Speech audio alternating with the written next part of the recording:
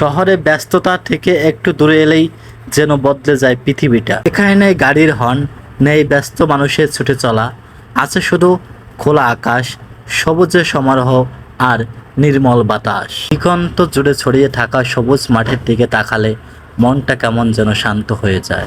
আকাশে সাদা মেঘগুলো যেন নিজের মতো করে গল্প লিখে চলেছে। মাঝে মাঝে মনে হয় প্রকৃতির এই সৌন্দর্যের সামনে দাঁড়িয়ে জীবনের সব ক্লান্তি ভুলে যাওয়া যায়।